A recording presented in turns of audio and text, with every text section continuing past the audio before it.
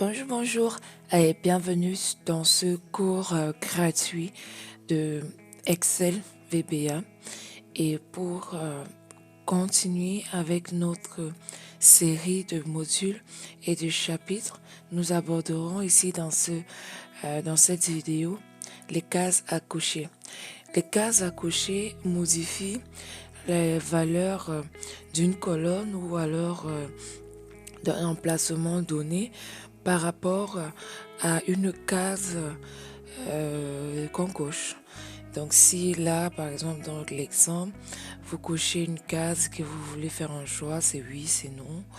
Mais généralement, cela est utilisé pour faire des choix. Comment ça marche? Je vous dis à tout de suite.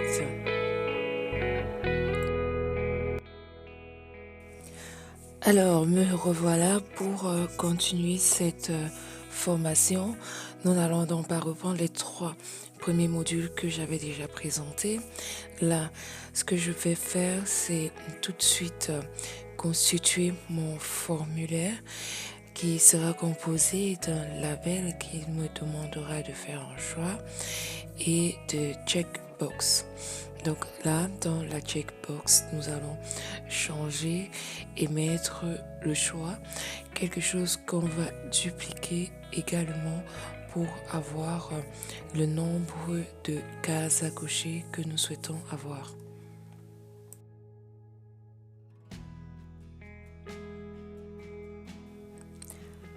Ensuite, nous allons rajouter un bouton de commande qui va nous permettre de valider notre choix. Donc là, on a le bouton de commande. Il restera maintenant à écrire le code qui nous permettra de valider ce choix. Donc pareil, ici je ne vous explique pas comment ouvrir un code. Vous avez vu que là, moi j'ai fait double clic pour pouvoir arriver directement dans le code. Donc là, je vais mettre un commentaire en disant que c'est le choix, si je fais le choix 1, et nous allons utiliser la fonction si. Donc si checkbox 1 point value, ça veut dire que si il y a un choix, donc là pour l'instant j'utilise point value, mais dans la prochaine vidéo je vous montrerai qu'on n'est pas obligé d'utiliser en fait le résultat de texte true. Donc on n'est pas obligé de dire vrai et ça sera dans la prochaine vidéo. Donc on va lui dire que si checkbox la valeur elle est vraie, donc si la case est cochée, on va renseigner dans la case B2 oui. Donc on va mettre oui. Et sinon on mettra non.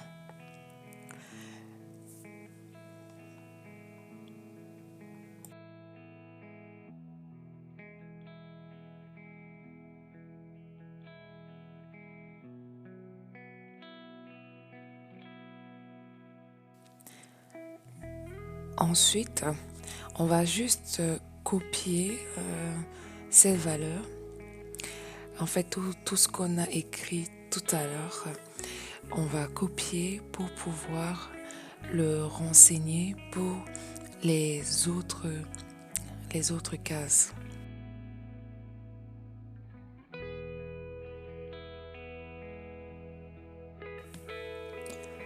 Donc là, on va faire juste attention de nommer les checkbox exactement comme les boutons, c'est-à-dire les outils.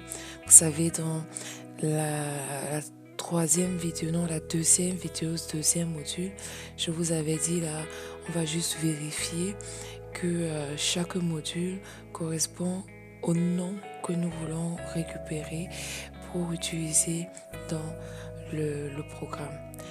Ensuite, nous allons mettre une petite ligne de commande qui dira à l'user form de se fermer après validation de notre choix.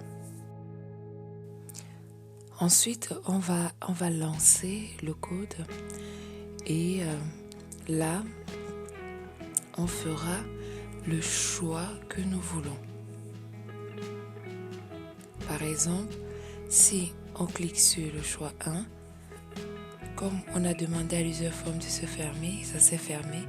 Mais ici, on peut voir que le résultat du choix 1 est oui et les autres, c'est non. Donc voilà, on peut également s'amuser à faire d'autres choix tout en les programmant comme je vous ai montré tout à l'heure dans le code.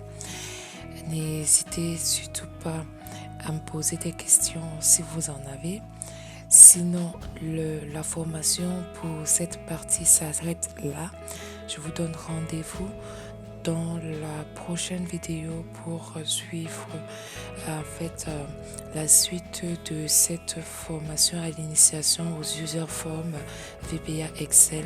Et je vous dis de rester en santé et à très bientôt.